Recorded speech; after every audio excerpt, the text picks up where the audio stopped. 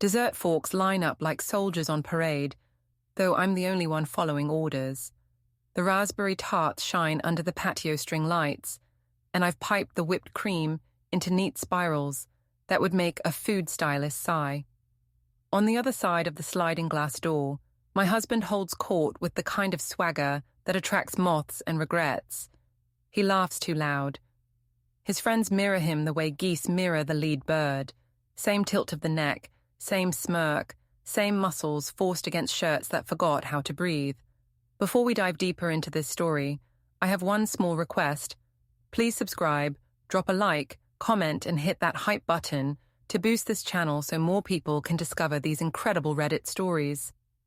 I adjust a napkin like it matters to the fate of Maple Crest, our neighborhood where hedges are trimmed with the precision of a first haircut, and committee minutes read like poetry to people who've never met poetry. As an event planner, I speak fluent clipboard. I can time a toast, schedule a valet crew, and make a florist cry happy tears. I can also hear through a barely cracked slider when people forget the house has ears. Man, Rachel's still inside, someone says. She's always arranging something. I know, Eric says, stage muttering so the deck picks it up. She thinks life is a seating chart.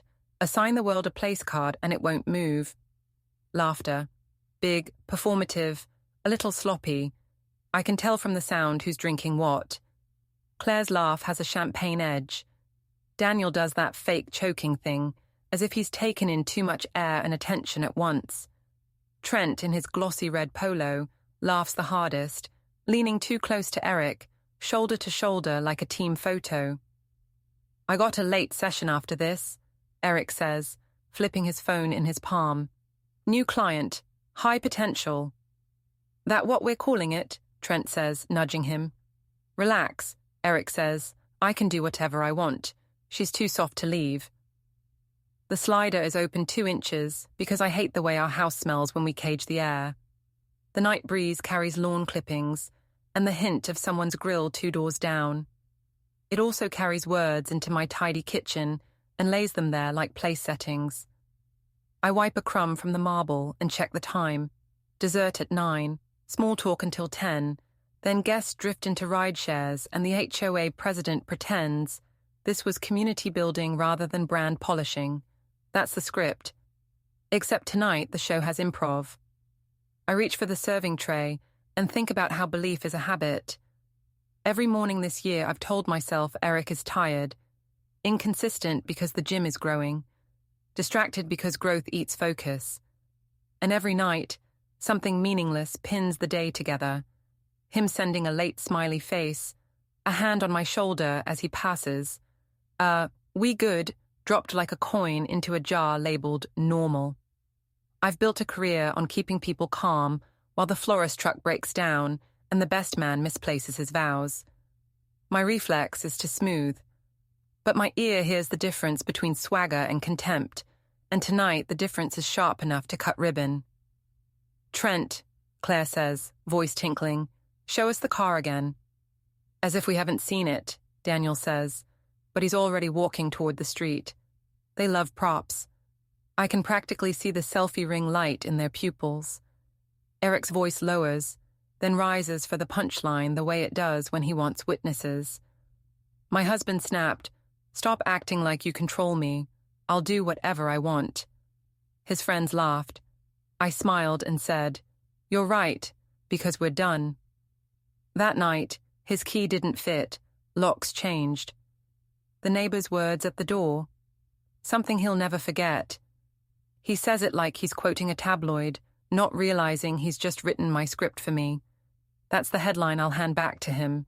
The neat symmetry pleases the planner in me. If someone ever asks when I knew, I'll say, right then, between the napkins and the tarts, when his bravado handed me a title and a timeline. I slide the door open with the tray balanced on one hand, like a debut. Sudden silence can be lovely when you've earned it. They look at me as if I crawled out of the hydrangeas. "Dessert," I say. I was told the star of the evening wanted attention, and nothing gets more clicks than pastry. "Hey, Rach," Eric says, smile flicked on, charm bulb at full wattage. Come join us. Of course, I say, placing the tray on the table.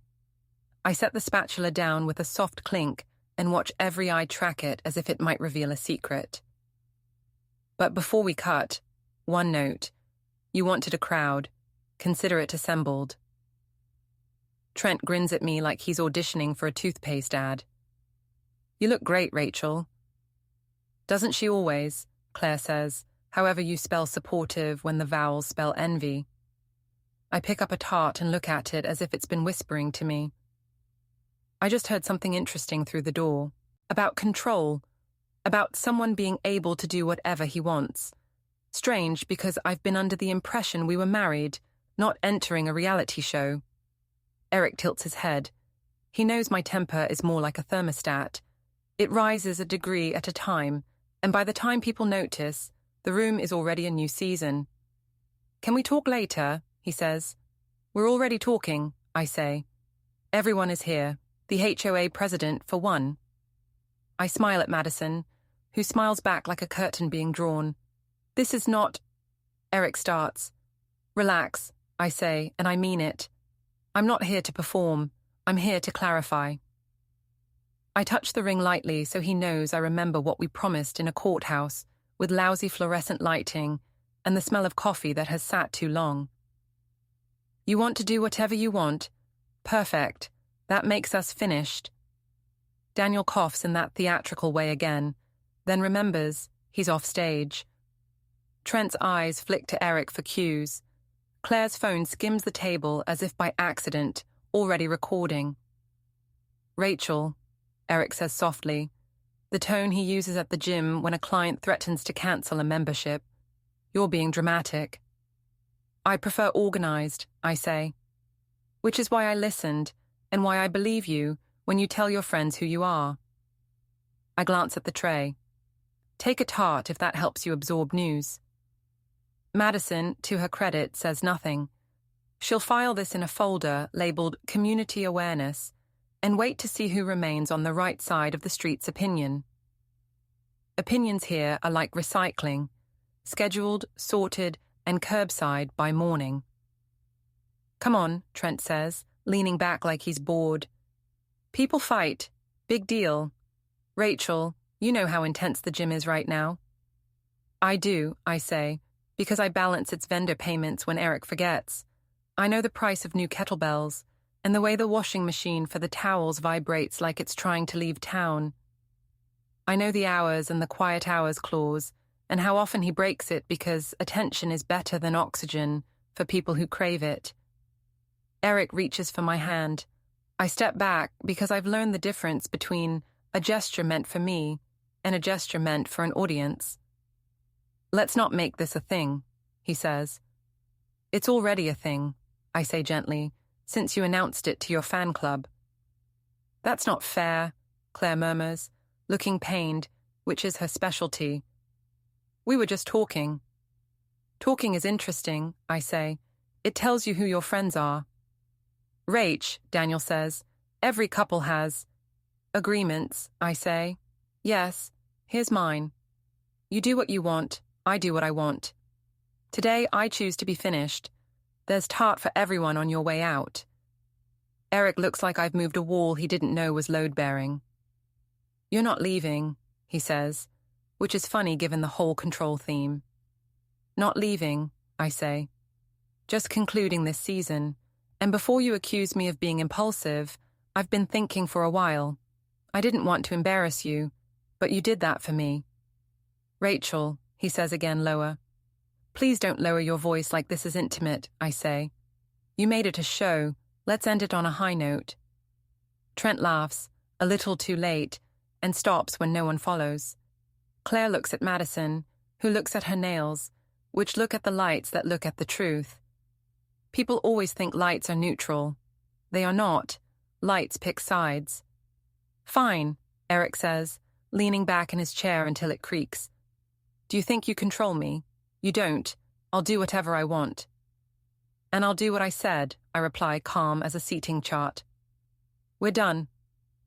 Silence isn't always empty. Sometimes it's a full bowl that no one knows how to lift. I cut a tart and put it on a plate and slide it in front of Claire. Sugar helps with transitions, I say. I wasn't... She starts, then takes a forkful like it might erase the last 30 seconds. Daniel eyes the crust as if it contains data. Madison takes a slow sip from her glass and finally speaks. "Y'all," she says in her HOA voice, "let's remember we're neighbors." "We are," I say, "and neighbors see." The rest of the party spins down faster than I've ever seen a gathering end. People shuffle, mumbles gather like lint, and the laughter from earlier shrinks in memory. Someone says they have an early morning meeting. Someone else mentions a sitter. In my head, I'm already slotting tasks into the next 6 hours, because when you plan events, you also learn how to execute a pivot with grace. I stack plates. I thank people for coming.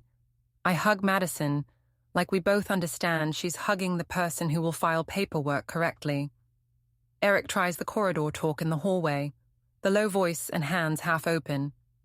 "You don't mean this," he says. "I do," I say, "and I'm not angry. I'm efficient." "You're being cruel." "I'm being consistent. You said you'd do whatever you want. I'm taking you literally. That honor deserves an answer." He meets me at the sink while I run water. "Look at me." "I did," I say, "for years." I've done my crying already, and not about him. I cried about the hours I spent making excuses for someone who loved the mirror more than the person standing beside it. That crying is finished. What's left is arithmetic. 2 leases, 1 joint account, a set of spare keys I've held for emergencies, and a schedule that gives me a path through night. "Don't change anything," he says, pivoting from plea to command, like he's switching machines at the gym. "Seriously, Rachel, stay put." "I'll be here," I say, which is true. I will be here, doing exactly what needs to be done. He goes back outside with a face arranged for sympathy, and I hear him tell Trent and Daniel that I'm going through something, as if the something weren't a person with eyes and a spine. The door closes. I call the locksmith. The man on the phone sounds awake in the way of people who work odd hours for a living and don't need drama to feel alive. "I'll need ID," he says. "Proof of residence if your name isn't on the title." "My name is on the title," I say, because I read documents before I sign them. "I'll have the paperwork ready." 15 to 20, he says. "You good waiting?" "I've been waiting a while," I say, not unkindly. "Next, the bank. I don't empty anything. I have no interest in turning a practical move into a scene from a bad show. I transfer my portion into the account I keep for float, deposits and vendor payments that I track with the kind of neatness that makes other planners ask for my template. The app buzzes. I take screenshots and save them to a folder labeled with the date. You don't fix a life with impulse. You fix it with receipts. I pull a rolling suitcase from the closet and place Eric's items inside with a care I do not fake for anyone. Shirts, shoes, the lucky baseball cap he swears changes outcomes, even though outcomes are changed by repetition and choices. In his office, I see the ring light, the wall mirror with fingerprints in a heart shape, and a stack of brand stickers he had printed in a color the vendor called Sunburned Tangerine. I place them on top of the pile. He'll want the stickers. He loves things that announce themselves. By the time the locksmith arrives, the guests are gone except for Claire, who lingers near the curb, texting with her eyes up, probably trying to capture scene commentary for people who pretend they don't consume it. She gives me a thumbs up when she sees the work van out front, as if I'm a neighbor changing out a water heater. "Driver's license," the locksmith says, stepping into the entry with a tidy toolkit. "Nice place." "Thank you," I say, handing him the folder. "I'll also need the back door and the garage keypad." He works fast, explains what he's doing, and provides 3 new keys, all stamped with a number so I can track duplicates. He gives me a brochure on electromechanical locks with audit trails, every entry logged. "Good for rentals, too," he says. "Good for boundaries," I reply. I text Mrs. Aldridge next door. partly to warn her about late-night footsteps, partly because she notices everything and deserves a heads-up without the theatrics. She replies in a minute. "You take care of yourself, honey. And if he acts foolish, my porch light is brighter than the moon." I laugh, a quiet one, and send a heart because some symbols still have weight. I rent a storage unit online, one of those climate-controlled ones with a gate code and security cameras that look like owls. I set it in my name, note the policy that forbids certain items, and reserve a small dolly from our garage. I stack the suitcase and a labeled banker's box inside the foyer so I can load quickly if I decide that's the kinder option for both of us. People assume kindness is soft. Sometimes kindness is correctly labeled containers, and the promise you won't drag a scene into the middle of a room when it belongs at the curb. Outside, the street is quiet. The string lights cast a glow that makes every front porch look like a magazine cover if you don't look too closely. I do look closely. That's the problem and the plan. At 11:15, the gym's account posts a video. Trent filming Eric under the fluorescent glow, windmilling a towel and talking about greatness. I can hear the whir of a fan and his breath coming hard in that way people love to record because it suggests effort without requiring proof of results. He says, "Late night, winners stay late." In the background, a neighbor's porch camera captures the rev of a candy-red convertible at 1 a.m. last night and posts it to the HOA thread with friendly reminder about quiet hours. The comment thread has more energy than the video. At 12:40, the house settles, and I take the garbage out because even brides who pay for full-service planners will tell you somebody always forgets the trash. I close the lid and breathe in the cool night. Mrs. Aldridge's porch light clicks on. She lifts 2 fingers in a salute like she's granting safe passage. At 1, headlights sweep our driveway.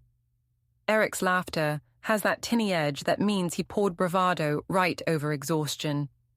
The key scrapes the new lock and finds nothing to promise. The handle jiggles. The door remains itself. "Rach," he calls, voice pitched toward charm. "Hey, let me in." I stand on the other side of the wood, feeling the solid weight of a choice. Choices should have mass. It keeps them from floating away when mornings soften memories. "Rachel," he says, lower. The door, patient as a courthouse, does its job. There's a pause, footsteps on the porch. "She finally figured out what you really are," says Mrs. Aldridge from her steps, voice calm, eyes bright even across the street. She isn't yelling. She doesn't need to. The neighborhood has its own sound system, wind, sprinklers, and a sense of proportion. Eric doesn't answer her. He knocks again, shorter, sharper, like he's playing a different character, one who thinks volume can substitute for permission. I look through the peephole and meet my own reflection for a second before the lens settles on his face. He looks both smaller and more certain than he has any right to be. "Rachel," he says, "this is ridiculous." I press my palm against the wood. "You wanted to do whatever you want," I say, projecting the way I coached nervous brides to reach the row of grandparents. "I am respecting that. This is my house. It's our house," I say, "and tonight it's my rules. Tomorrow we'll talk logistics." He mutters something I can't hear through 2 inches of good lumber, then huffs a laugh meant for witnesses who left hours ago. The handle jiggles again, as if the right shake could undo a choice. When it doesn't, he steps back. I imagine him looking at the windows, calculating angles, and I imagine Mrs. Aldridge's camera blinking a tiny red dot like a bedtime story for fools. "Come on," he calls, softer now. "Don't do this." "I'm not doing anything," I say. "I'm preventing more." "What does that mean?" "It means sleep it off," I say. "Tomorrow we can divide calendars like adults." "This is a mistake." "It's a plan," I say. "And you like plans when they involve sets and reps. You can't control me." "I'm not trying," I say, and I mean it. Control is exhausting and never works. Boundary, however, is a quiet word with a sturdy spine. I'm allowing you to do what you said you'd do. I'm also allowing myself to do what I said I'd do. We're finished. Silence again. He walks away, then back.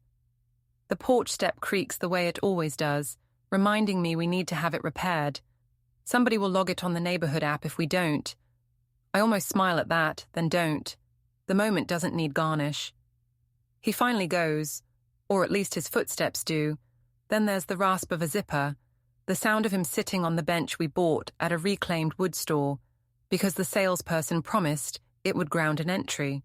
It grounds the night instead. After a few minutes, the footsteps again, then the car door, then the engine. The sound fades down Maple Crest, gentle as a sprinkler turning away. I lock the deadbolt the locksmith installed, put the spare keys in a small ceramic dish shaped like a leaf, and set my phone to Do Not Disturb, except for one contact labeled in all caps, Mom. I turn off the living room lamps. The house holds its breath for 3 seconds, and then exhales into the kind of quiet that can hold a person without smothering them. In the kitchen, the raspberry tarts sit like moons on a silver tray. I put them in a container and slide them into the fridge, then wipe the marble until it shines the way our wedding band looked the day we bought it, when shine seemed like a promise and not a coating you maintain with regular work. On the counter, my clipboard leans against the wall, the one I use for event timelines. I pull a fresh sheet and write tomorrow's list in clean block letters. Call attorney for consult. Pull lease. Print quiet hours addendum. Email Tom about morning meeting. Arrange security for Saturday's charity class if needed. Schedule HOA appointment. Bring cookies for Mrs. A. At the bottom, I draw a small box and write, for no one's eyes but mine. Keys can be copied, standards can't. I wash my hands, dry them on the good towel, and place the ring in the leaf dish beside the keys. The house doesn't change shape. The air stays the same, but I move through the doorway with a lighter step, like someone who has finally aligned a schedule with the truth. The neighborhood app pings at 1:26 a.m. with a new post about noise and respect. I don't open it. Tomorrow will be loud enough without borrowing commentary from a thread that rate limits empathy.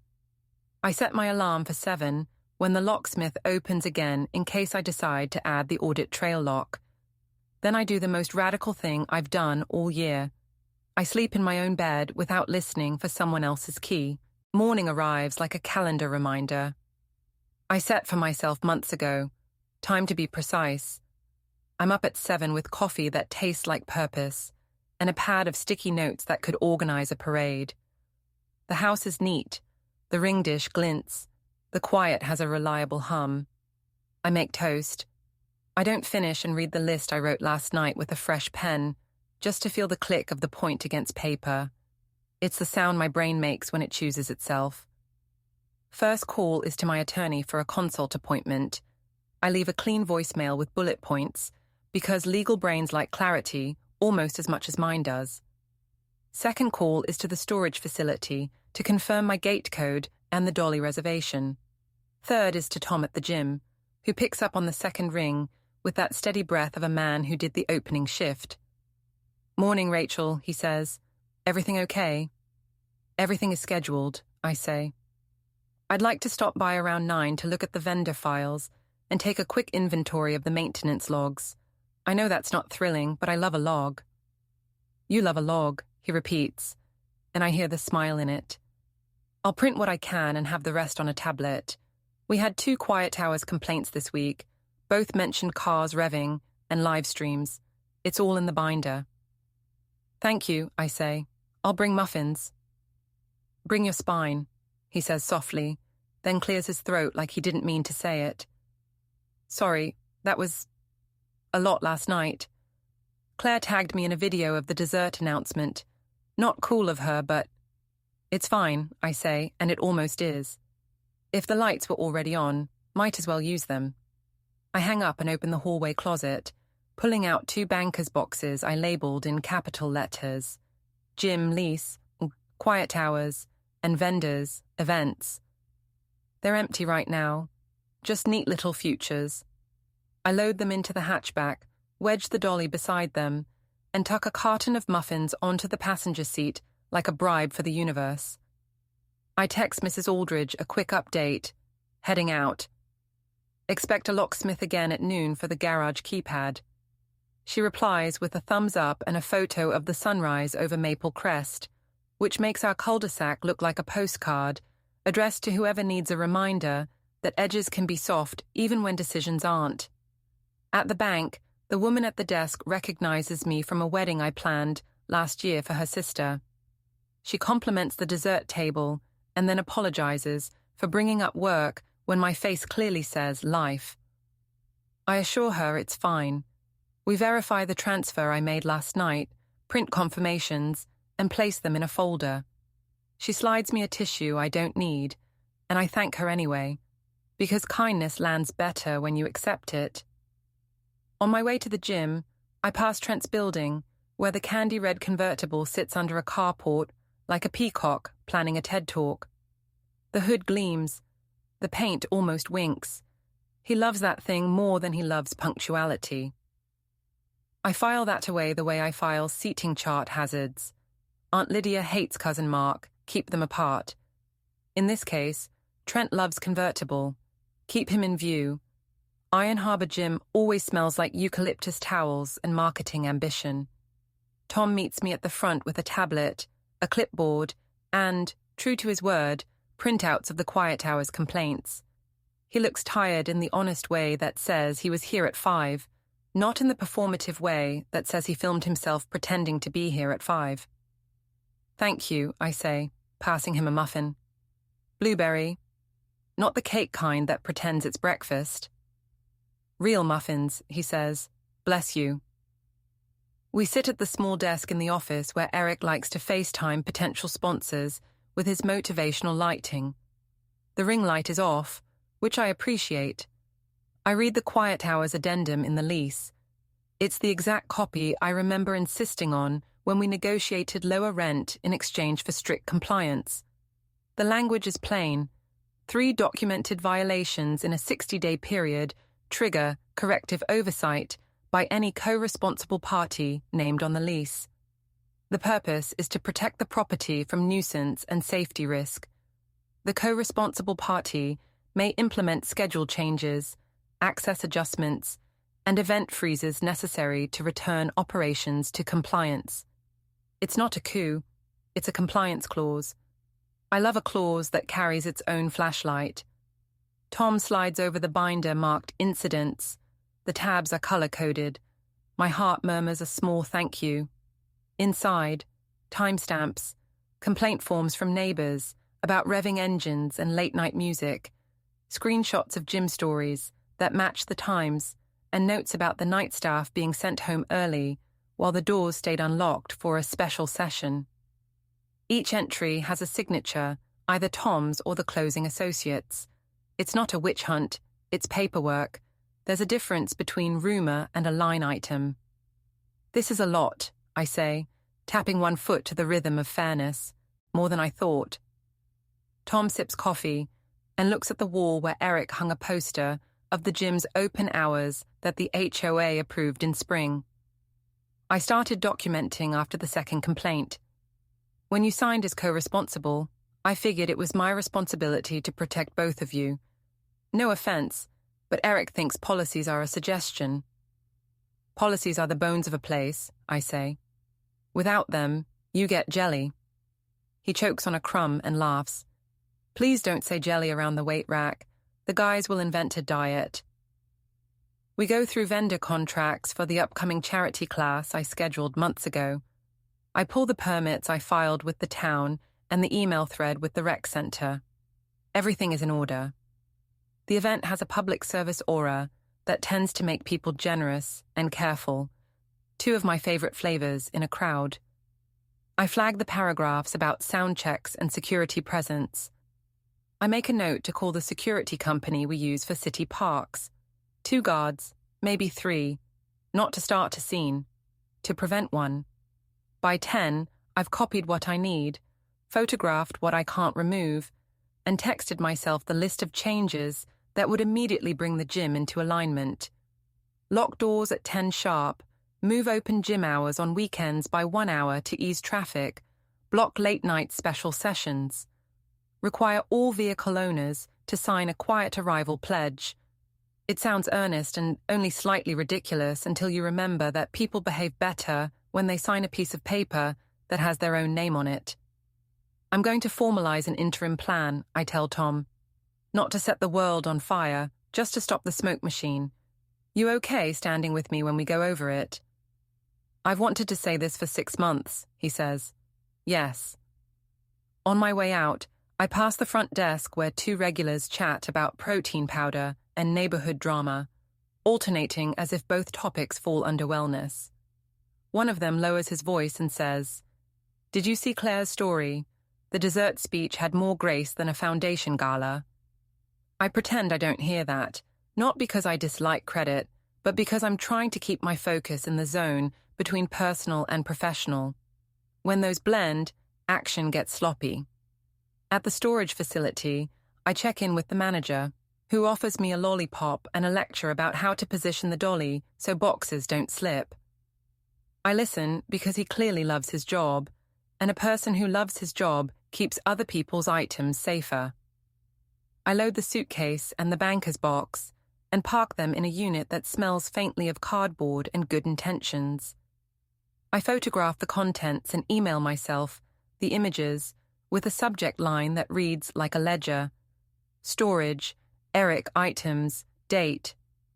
Paper trails aren't spite, they're sanity. By noon, the garage keypad is changed. The locksmith shows me how to program temporary codes for contractors and how to set an alert when a code is used after hours. The little screen beeps. It's the music of boundaries. I take a break to eat an actual lunch and not just planner fuel. Turkey sandwich, a handful of chips, an apple cut into 8 pieces because halves feel sloppy in a world that begs for precision. While I eat, I write an email to the HOA requesting a spot on the agenda for the next meeting. The subject line is neutral. Iron Harbor Gym, quiet hours plan. In the body, I outline 3 bullet points and attach the approved permit for the charity class. Madison replies in 12 minutes because she lives for an inbox, and she gives me a prime spot, right after welcome and general updates, before grass length and cosmetic mailbox standards. That's not an official header, but it might as well be. At 1:30, the neighborhood app pings again. Someone posted a video of Trent spinning in the gym at 1 in the morning, speaking into the camera like it owes him applause. The caption reads, "Is this inspiring or loud? Opinions." The thread pops like popcorn. I log out. If I engage, I'll be 10 comments deep before I remember I hate this method of community building. I like rooms with chairs and a clock on the wall. By 2, my attorney's office calls back and schedules me for a consult on Friday morning. "Bring copies of the lease and the prenup," the assistant says. We talk about potential timelines and what interim control looks like legally. She reminds me to stay calm on every platform and in every room. "If you sound like a policy manual," she says with dry humor, "judges tend to believe you." "I was a policy manual in a past life," I say, bound in leather, gold edges. She laughs like someone who both appreciates and trusts a joke. At 3, I draft the interim compliance plan for Iron Harbor Gym. It's boring in all the right ways. Section headers, bullet points, references to filed permits, a 1-page summary for public reading, and a longer internal version with dates and signatures. I include a clear statement. This plan is triggered by repeated quiet hours violations documented within the last 60 days. The co-responsible party, Rachel Myers, assumes interim operational oversight strictly to restore compliance, as provided in the lease at paragraph 14C. The tone is not spicy. It is lukewarm, in the way that soothes legal stomachs. I send Tom a copy and ask him to review for operational impact. He replies, in 15 minutes, with 2 notes. 1. Let's move Saturday's open time by 30 minutes instead of an hour to ease member grumbling. 2. Add a line about member communication, emails and a sign at the door so no one feels ambushed. I add both. My hands relax in that way they do when a plan slots into place with another brain's help. Teamwork isn't sentimental, it's efficient.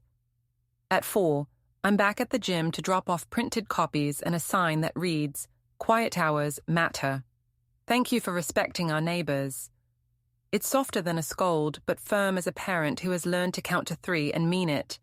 I tape it to the glass near the handle where every hand will see it. I can almost hear the comments. "That's overkill. We're adults." Adults say that right before they run a stop sign because the street looks empty. Eric texts at 4:30. "We need to talk." Not like this. I reply at 4:31. "Tomorrow at 10 at the gym, with Tom present. We'll review a compliance plan." I keep my sentences neat and my commas friendly. He texts back a string of grey ovals that stop, start, stop. Then he sends, "You don't get to take my place."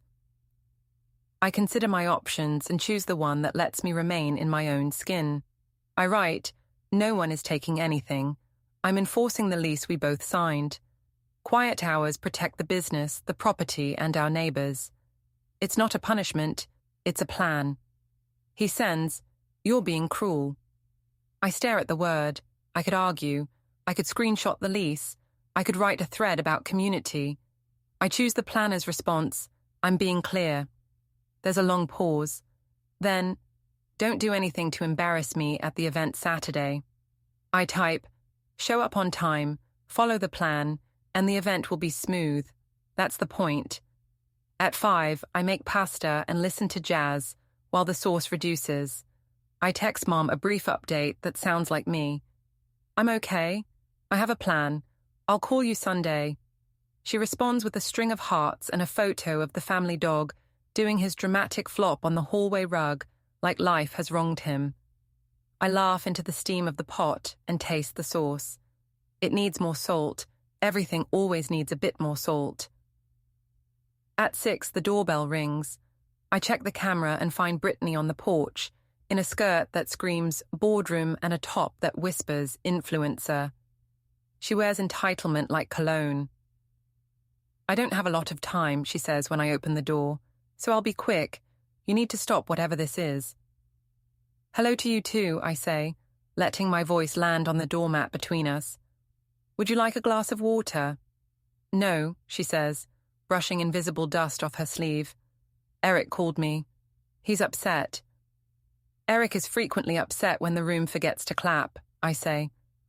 "What specifically are you asking me to stop?" "Going after his gym. I'm going after peace and quiet after 10 p.m., which our neighbors would also like." She folds her arms. "You co-signed that lease because you believed in him. I co-signed it because I believed in a business that could behave. The plan I drafted makes that possible."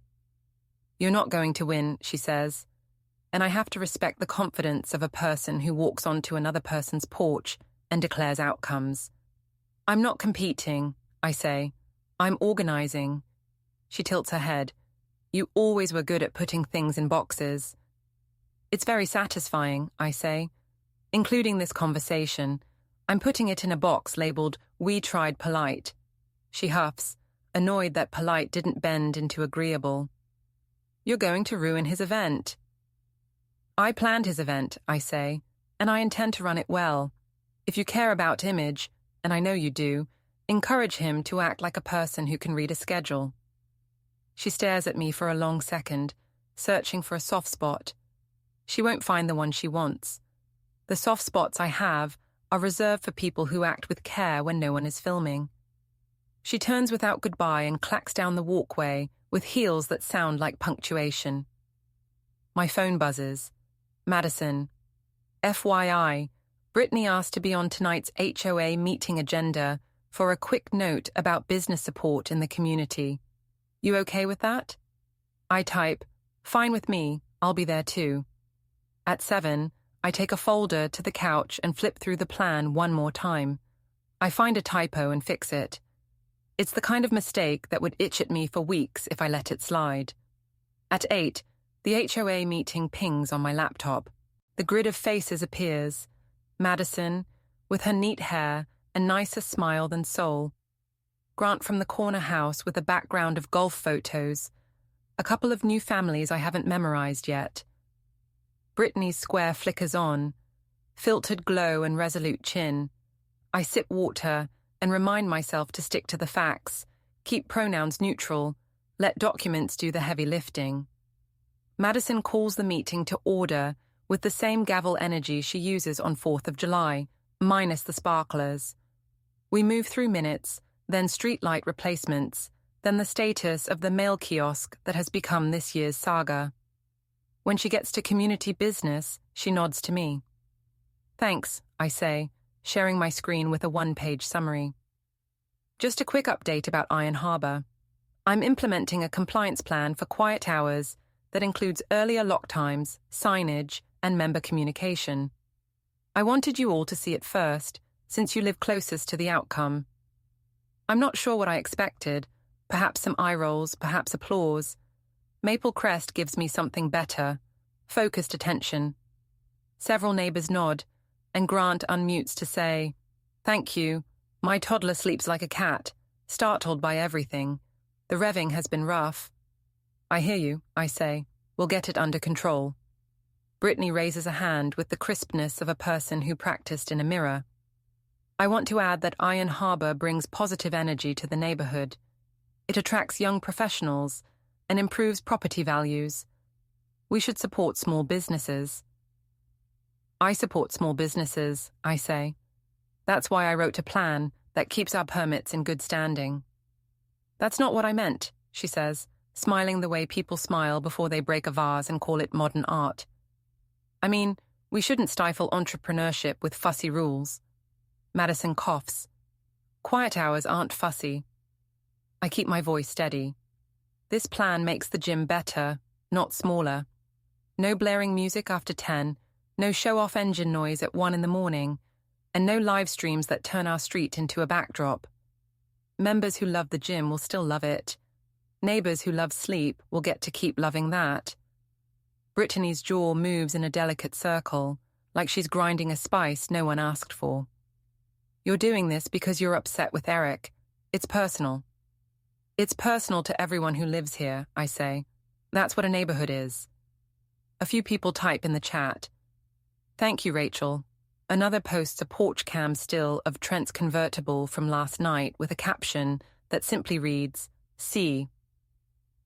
Madison takes that screen share and adds it to the minutes with a tidy click. We'll monitor the plan, she says, and support any reasonable measures that bring us into alignment. The meeting closes with a joke about the mail kiosk finally getting its fresh coat of paint by Thanksgiving. When the grid disappears, my living room goes quiet again, in that trustworthy way it does. I feel steadier than an hour ago. I also feel something else, a hum under the floorboards that tells me momentum is gathering its shoes. At 9:30, Claire texts, "You really going to do this? He's in such a mood." I type, "I'm already doing it." Also, mood doesn't belong on public sidewalks. She waits, then writes, "For what it's worth, the dessert tarts were amazing. People are calling it iconic. I want to be moved by iconic." I settle for amused. I reply, "Thank you. Try making them with lemon zest in the crust next time. It helps." 10 rolls around. I put a load of towels in the washer because life continues in the form of fabric. I set out a small bag by the door with tomorrow's outfit, the plan documents, and a portable charger since the modern world punishes those who forget cords. I place 2 granola bars in the side pocket because no one argues well on an empty stomach. At 10:30, my phone lights with a new gym story. Eric again, face a little too close to the camera, saying, "Big announcements coming. Iron Harbor is about to level up. Haters can watch from the curb." The video cuts to Trent, who throws a towel over his shoulder like an actor given a prop and no script. In the background, I can see the wall clock hovering just past closing time. I screenshot the frame where the clock is visible and file it in the incidents folder. Not for gloating, for the record. At 11, I step outside to pull the trash barrel back from the curb. The night has that cool, pine-scented slope I like. Mrs. Aldridge is on her porch with a book and a blanket. "You did well," she says without looking up. "Thank you," I say. "I'm trying to keep this about facts, not theatre."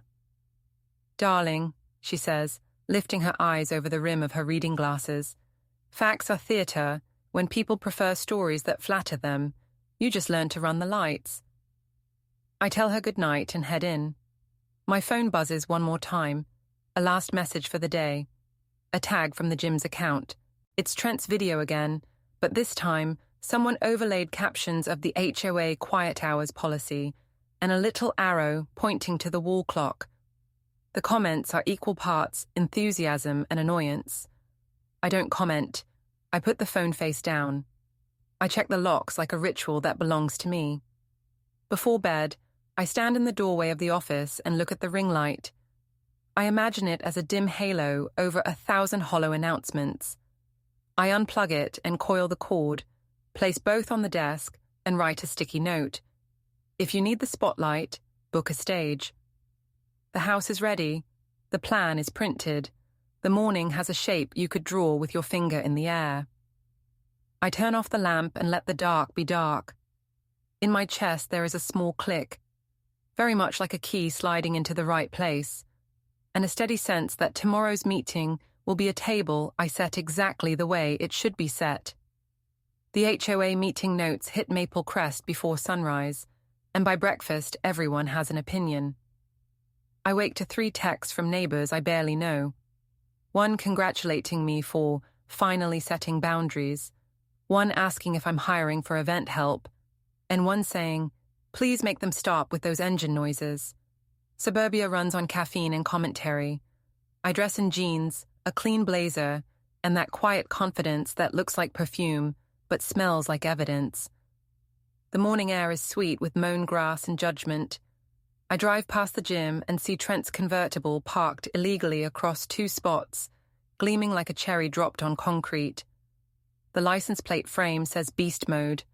I smile. Every story needs its prop. At 9, I meet Madison at the coffee shop beside the community center. She's early, sipping something with foam arch shaped like a leaf. "You've stirred the whole hive," she says, smiling without warmth.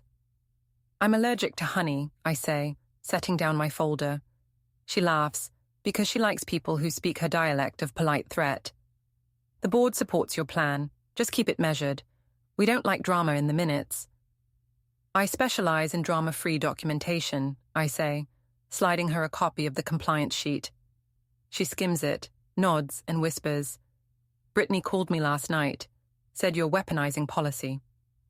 "Policy is neutral," I say. "It's people who swing it like a bat." At 10, Tom texts, "Trent's bragging about a sponsorship. You might want to swing by." When I pull into the gym lot, Trent is outside with a camera crew, 2 local vloggers, filming what looks like a mock commercial. He's wearing sunglasses despite the overcast sky, gesturing at his car like it's the 8th wonder. "We're keeping Iron Harbor loud," he shouts. "Real energy, none of that HOA nonsense." The vloggers cheer. The nearby houses do not. A couple of moms push strollers faster. I park, get out, and cross my arms. "Trent," I say evenly, "this area's private property. You need a permit to film promotions." He grins. "You don't run this place, sweetheart." "I co-signed the lease," I say. "That's more than running it. That's owning responsibility, and your decibel level violates both city and HOA standards." The camera pans toward me. I let it. Calmness photographs well.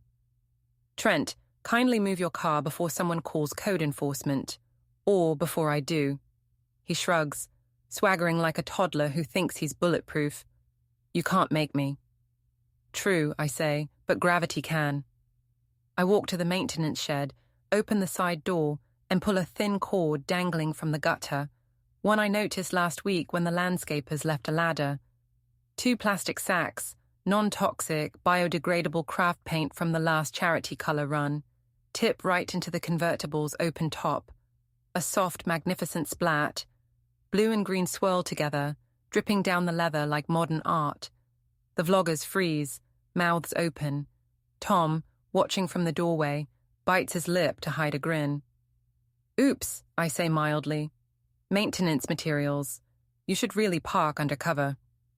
Trent stares at the car as the paint slides toward the cup holders. You're insane. No, I say, I'm meticulous. Enjoy the wash. Phones record everything. The HOA thread will be alive within minutes. I turn and walk back inside, my heels steady, my pulse a steady drumline of satisfaction. Inside, Tom whispers, "That was inspired." "It was accidental," I say, deadpan. We laugh quietly while Trent's voice rises outside, complaining about property damage. I check the clock. 10:27 a.m. Plenty of daylight left for consequences. By afternoon, the gym's chat group explodes with memes. The Great Paint Awakening. Madison sends me one of Trent, holding up his paint-smeared hands, captioned "Creativity in Motion." "Just keep him off the property," she texts. I file a short incident report for the HOA, non-harmful paint spill, resulting from maintenance materials. Resident vehicle affected, no injuries, issue resolved. Bureaucracy is a lullaby when written correctly. At 4, I return home to find Claire waiting on my porch with an expression that mixes guilt and curiosity, like a cat that's chewed through the bag, but still wants to purr. "Everyone's talking about you," she says. "I figured," I reply. "This neighborhood would gossip if the clouds changed pattern." She laughs nervously. "Eric's furious. He says you're humiliating him." "Embarrassment isn't contagious," I say. "He should try it sometime." She hesitates, then blurts, "You know Trent was using him, right? Like, networking, not caring. People talk at the gym. Brittany was helping him get investors." The sentence feels like a puzzle piece dropped into the wrong box. "Investors for what?" "Some spin-off brand. Urban something. He's been courting sponsors through the HOA crowd." She lowers her voice. "He even used Madison's cousin's company for a fake consultation." That night, I research. The local business registry shows a pending LLC application, Urban Forge Fitness, applicants Trent Wallace and Brittany Myers. Filed 3 weeks ago. Address, Maple Crest. I screenshot it, file it under new problems, and whisper, "Interesting." When I step onto the porch, Mrs. Aldridge is watering her begonias. "That boy with the shiny car learned color theory today," she says. "He did," I agree. "You're playing the long game," she observes. "Always," I say. "Short games end too fast." As the sun sinks, I send one text to Madison. Add Urban Forge LLC to the next HOA business check. They're using a residential address. She replies, "Already heard. You work fast, Myers." "Faster than paint dries," I murmur. The street hums with sprinklers and subtle satisfaction. Tomorrow, I'll take the paperwork to Tom. The contract clause is clear. By this time next week, Iron Harbor won't just be quiet, it'll be mine to fix. The morning of the gym handoff feels like the first day of a high-stakes event, the kind with a ribbon cutting, local news cameras, and a mayor who never learned how to end a speech. I wake before the alarm, brew coffee strong enough to double as a moral compass, and iron my shirt. White, crisp, nothing to hide. By 8, Tom texts, "Security and building manager are here. You ready?" "Always," I reply. I pull into Iron Harbor's lot at 9 sharp. The paint on Trent's convertible is gone, but faint stains remain on the seats. Proof that apologies wash off faster than accountability. Eric's truck is already parked in the loading zone, a sure sign he plans to perform rather than cooperate. I straighten my blazer and remind myself, calm beats chaos, every time. Inside, the air smells like disinfectant and denial. Tom stands near the counter, holding the lease binder like a shield. 2 uniformed building security officers wait by the entrance, casual but alert. Eric lounges against the smoothie bar, phone in hand, pretending he owns sunlight. "Rachel," he says, dragging out my name. "Didn't think you'd actually show." "I'm punctual," I say. "Someone should be." He looks me over. "You're enjoying this?" "I enjoy functional operations," I reply. "And right now, this business is out of compliance. 3 documented violations. That triggers paragraph 14, subsection C." He rolls his eyes. "Don't start with your corporate language." "Legal language," I correct. "Not mine, yours too. You signed it." Tom clears his throat and lays the binder open on the counter. "I've printed the citations and attached photos from security footage. We can review them together." Eric leans closer, lowering his voice. "You're humiliating yourself. No one will respect you for this." "Respect isn't the currency I'm collecting," I say evenly. "Stability is." Trent bursts in, hair still damp from a shower, phone already recording. "We're doing this live," he says to the lens. "Gym drama, episode 1. "Turn it off," I say. "It's a public space," he smirks. "Leased private property," I correct. "You need permission to film." He hesitates, then lowers the phone but keeps smirking. Eric folds his arms. "Go ahead, Rachel. Show everyone what happens when a planner thinks she's a CEO." I nod to Tom. He hands me a folder. I open it like a magician revealing a rabbit, though mine is made of paperwork and patience. Iron Harbor Gym has accumulated 4 noise violations within 60 days. Under the lease, co-signer authority transfers to the compliant party until all breaches are corrected. As of now, I'm instituting a compliance plan, quiet hours enforced, new access codes active, operations paused after 10 each night. Eric laughs, sharp and loud. "You can't just take over." I point to his signature. "You gave me the power. I'm just using it properly." Trent mutters, "This is absurd." "Absurd," I repeat, "is running a business like a frat party." Tom slides a clipboard toward Eric. "Acknowledgement of receipt," he says. "It's procedural." Eric's jaw tightens. "You'll regret this." I meet his eyes, only if silence bothers me, and it doesn't. Outside, a few gym members gather, curious. Phones hover. Madison's jog takes her conveniently past the entrance. She slows, pretending to check her smartwatch. Optics, always optics.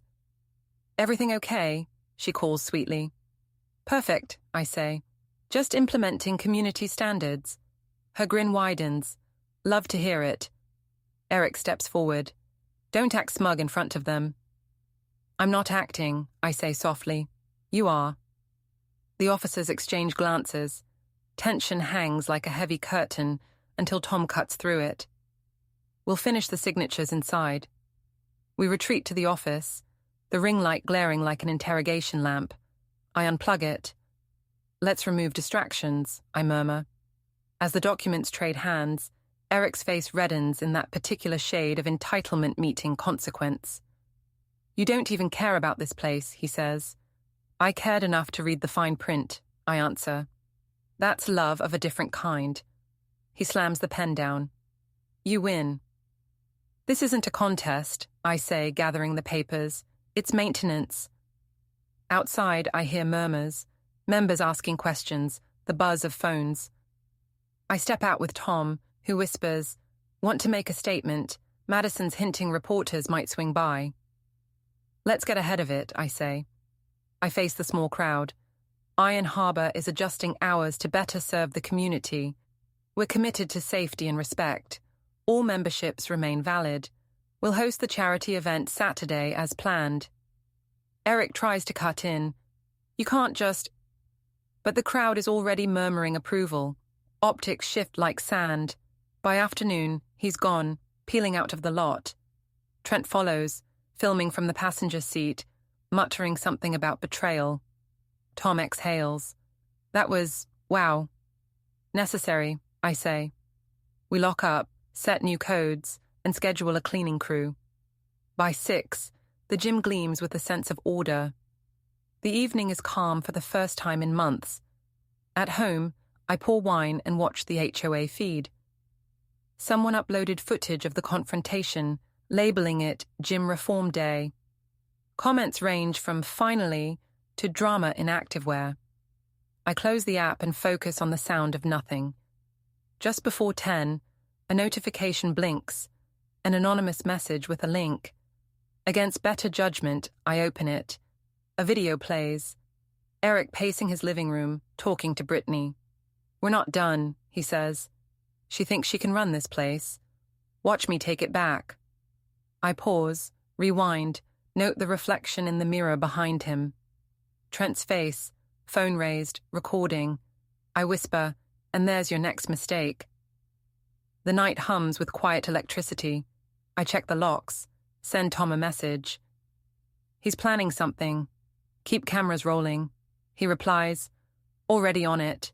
I drift to sleep with the sense of gears turning, the satisfying click of a plan sliding into place. The week races forward in whispers and side glances.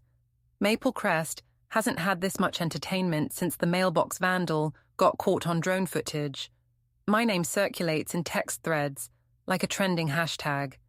I keep my head down, my shoes clean, and my focus sharp. Friday morning, Tom calls. Eric's trying to cancel sponsor contracts for the charity event. "Of course he is," I say, buttering toast.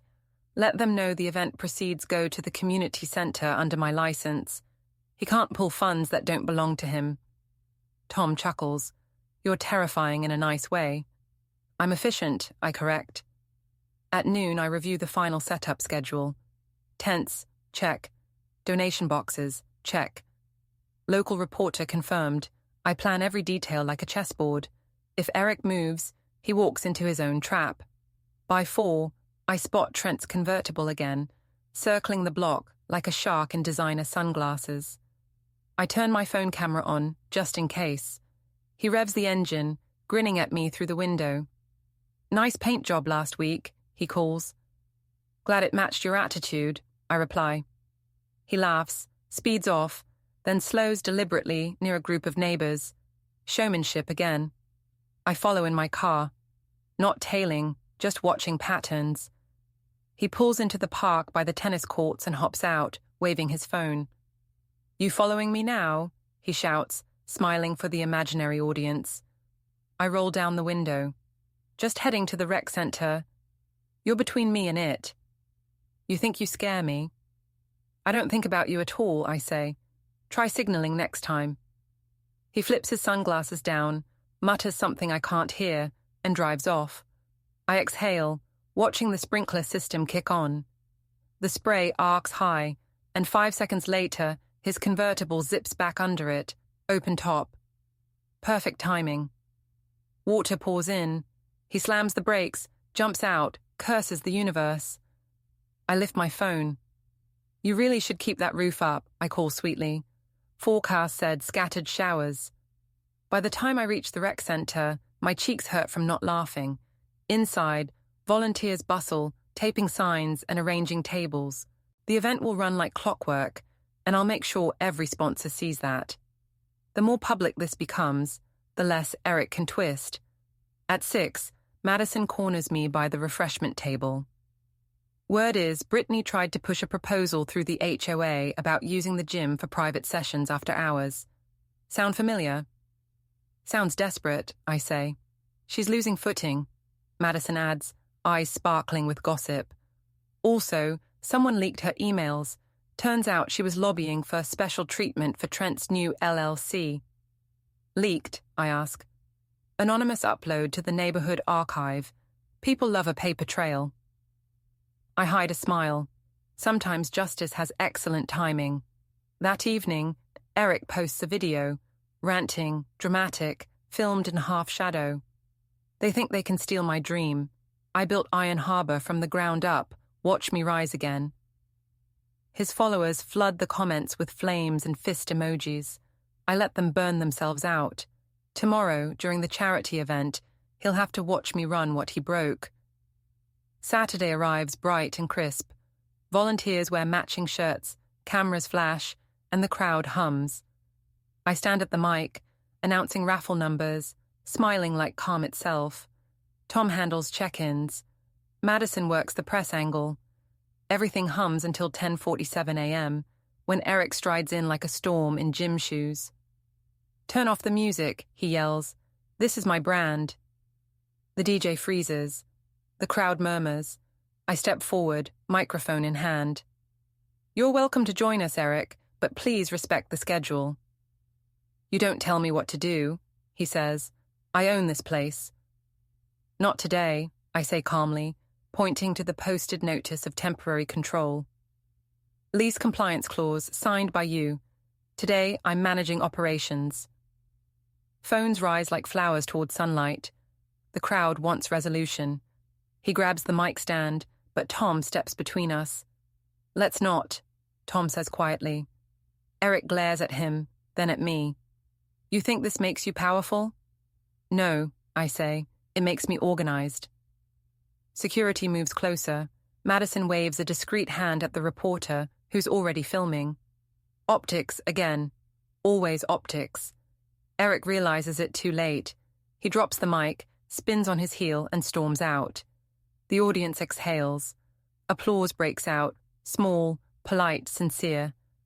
I give a modest nod and cue the music again. The rest of the event unfolds perfectly. Donations overflow. The community center director thanks me publicly. For once, Iron Harbor stands for something decent. That night, my phone buzzes. A text from an unknown number. "Enjoy your little victory." "You haven't seen the end." I type back. "You're right. I'm still writing it." Sunday dawns clear, but tense, like the world's holding its breath. My phone hums non-stop. Articles about the charity event. Photos of smiling volunteers. Captions reading Rachel Myers. Community hero. I scroll until I find what I expect. Eric's late-night response. A 5-minute video, lit by the flicker of a TV, voice tight with fury disguised as inspiration. "She wants to destroy what I built," he says into the camera. "But you can't erase me. Iron Harbor is mine." The comments split in two camps. Loyal fans cheering him on, locals rolling their eyes. I sip coffee thinking, you shouldn't film when angry. Lighting exposes the truth faster than any confession. By 9, Tom texts, "Alarm triggered at gym. Door opened early. I'm already halfway out the door before I reply. Meet me there." The parking lot's half empty, except for Eric's truck parked diagonally like a dare. The front door is propped open. I step inside. The lights are on, the speakers blaring motivational music, and the air smells faintly of cleaning solution and arrogance. Eric stands by the counter, holding a duffel bag. "I came for my stuff," he says. "That's fine," I answer. "You could have called. We'd schedule a pickup." He laughs without humor. "Schedule? You think I need your permission to walk into my own gym?" "Our gym," I correct, "until the lease terminates." He throws the bag down. "You humiliated me, Rachel, in front of everyone." I take a step closer, calm but firm. "You did that yourself. I just stopped cleaning up after you." Tom arrives behind me, phone ready. "Everything okay here?" Eric turns, posture tightening. "Stay out of this, Tom." Tom doesn't move. "You know I can't." For a second, I think he'll lunge. He doesn't. He kicks the duffel toward the wall instead. "You'll regret this," he mutters.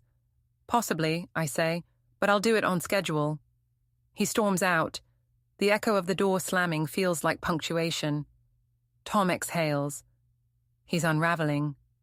"Yes," I say, "and that's useful." We reset the alarms, double-check locks, then head outside. Eric's truck is still there, engine running. He leans out the window. "You'll never get away with this." "Already did," I say, walking to my car. "Twice." He floors the accelerator, tires screeching as he speeds off. The smell of rubber hangs in the air. I breathe through it. Anger smells temporary. Paperwork lasts forever. By afternoon, I'm in my home office, drafting the final handover proposal. Eric forfeits his stake in exchange for debt clearance and a 6-month non-compete clause. It's not revenge, it's structure. Revenge burns too fast. Structure keeps. At 3, the neighborhood app pings again. A post titled, "Breaking, Urban Forge, LLC dissolved." Someone, anonymous, but I have my suspicions, uploaded the termination notice from the county clerk. Brittany's name, crossed out. Trent's signature, scrawled like a child's. I sit back, letting the satisfaction bloom slow and steady. One domino tips another. Then my phone rings. Unknown number. I answer. "Rachel Myers?" a male voice asks. "Yes." "This is Officer Harland, Maple Crest Patrol. We have your husband at the community gate. Says he lives here, but his code's inactive." "That's correct," I say evenly. "We finalized separation last week. His access was revoked per HOA protocol." The officer hesitates. He's not taking it well. "I can imagine. Please ensure he leaves peacefully. I'll email you the legal confirmation right now." "Appreciate it, ma'am." I hang up, attach the document, and press send. The hum of the printer feels like applause. Evening slides in soft and pink. I pour a glass of wine, walk to the window, and see Eric's truck idling by the gate before it finally rolls away. The neighbor kids play basketball. Mrs. Aldridge waters her plants. The world, relentless and serene, keeps turning. At 7, a new message pops up. Video attachment. Against instinct, I play it. Trent again, phone in selfie mode, pacing outside a dim apartment. "Guess who lost everything?" he sneers. "Eric's broke, Brittany's furious, and our queen of quiet hours thinks she's safe." He pans the camera toward a crumpled stack of gym posters. "But I've got receipts. Watch what happens next." I pause, replay, zoom in.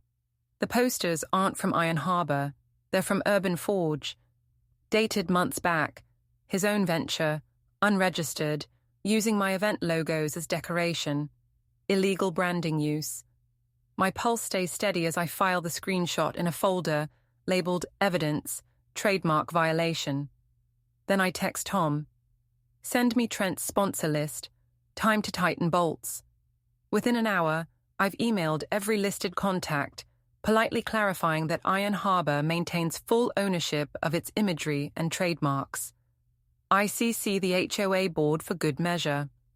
No threats, just facts wrapped in civility. The kind of note that ends meetings before they start. The replies come fast. Understood. We'll remove his materials immediately. Thank you for the clarification, Ms. Myers. At 9, I check the gym cameras one last time. Empty, clean, peaceful. The sign glows in the dark. Iron Harbor Fitness, steady, silent, whole. I turn off the feed and exhale. Outside, the cicadas buzz. A car engine starts down the block. Somewhere, Trent is realizing his sponsors have vanished. Somewhere, Brittany is realizing her name's worth less than the paper it's printed on. Somewhere, Eric is sitting in his truck, staring at a locked gate that no longer opens. I step onto the porch, arms folded against the breeze. Mrs. Aldridge waves from her rocking chair. "Quiet night," she calls. "Perfectly quiet," I say. She nods approvingly. "You ever notice how peace makes people nervous? All the loud ones especially." I smile, walk back inside, and close the door. My phone buzzes once more. "Tom, everything's wrapped. Jim's officially yours. Congrats, boss." I stare at the screen for a long time before replying, "Good. Now let's keep it quiet." I set the phone face down, flip off the lights, and stand in the stillness I earned. Edges sharp, heart steady, victory clean. Outside, the sprinklers start their slow rotation, whispering against perfect lawns, washing the day away.